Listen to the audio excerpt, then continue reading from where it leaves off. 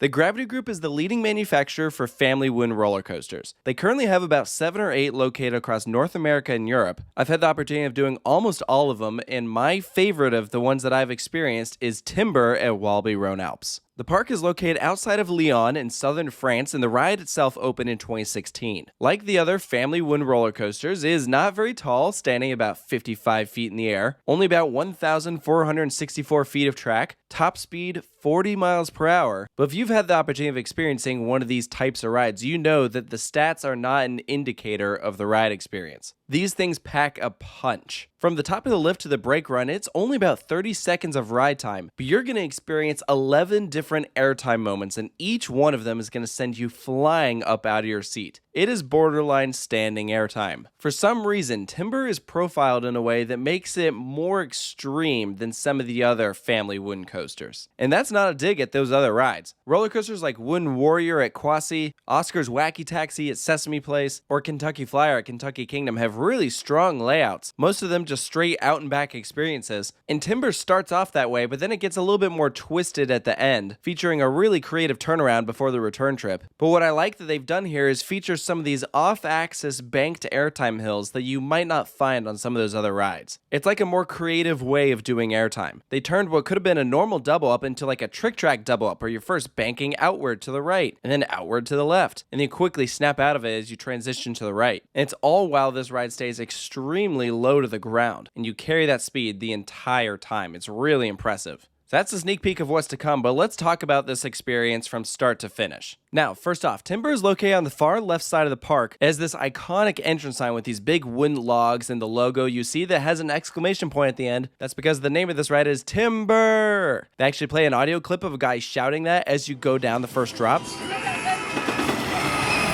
You hear it every single time, so you know exactly when the ride is cycling. As you enter the queue, you'll see these large wood posts with blades sticking out of them. And then the actual train has that same saw blade as the lead car. And it's actually free spinning, so if you sit in the front row, you can watch the blades spinning during the ride. It's completely wind driven. It's awesome. Now, as with the other Gravity Group family coasters, this ride has Timberliner trains. You have 6 cars in total, so 12 passengers per vehicle. These lap bars are awesome because once they lock, they stay in place. Meaning, if you have a little bit of room, you're going to get airtime throughout this entire experience. That lap bar won't get any tighter, which in my opinion is a huge pro. You can just ride with your hands up and enjoy the experience. Now, when you depart the station, you have a fast climb up to the top. There's a 180-degree turnaround and then a 59-degree descent. And this might be the best first drop on any Gravity Group family coaster. If you're sitting in the back, you go launching out. It is awesome. It absolutely caught me off guard. You know, when you see a ride that's not very tall, not very fast, you know that its target audience is going to consist of a lot of kids. So therefore, you assume that it won't be too extreme.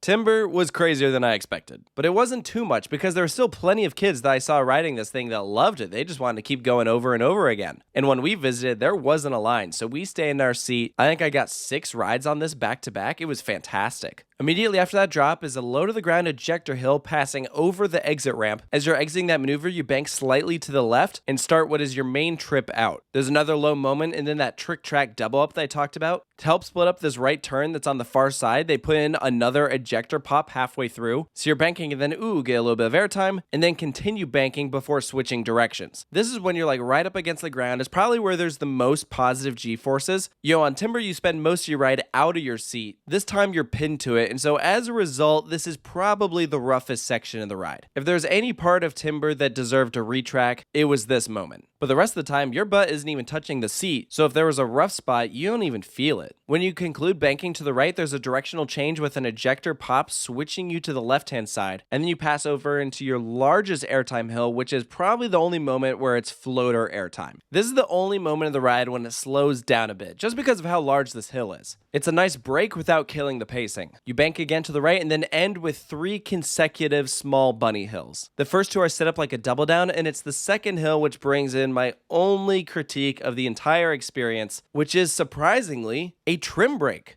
To my knowledge, this is the only Gravity Group family coaster that features a trim, and it's definitely out of place. In the back, it is very noticeable. In the front, it's not so bad, but my suspicion is that this trim brake wasn't always here, it wasn't designed to have it, but it likely was just coming to a stop with too much speed. No one wants for there to be a trim brake, so this was likely installed because they probably didn't have a choice. The first time I experienced timber was in the back row, and that moment was definitely a buzzkill ending, because everything up until that part was fantastic. So I thought it was going to have a strong conclusion, and I was kind of disappointed with how it ended. But once I rode it in the front and realized that, oh, actually it's not that bad, I got used to that feeling and then maybe wasn't as bothered by it later on. Obviously, I still wish it wasn't there, but if you have to live with it in order to get everything else, then I think it's still worth it. Even with that trim, this still ended up being my favorite family wooden coaster by the Gravity Group, and it's got me excited for the upcoming Bobcat at Great Escape. That roller coaster is very, very similar to Timber. It has almost an identical layout with just a slightly different ending, aka it probably won't have the trim. So it'll have the best parts of Timber without the worst.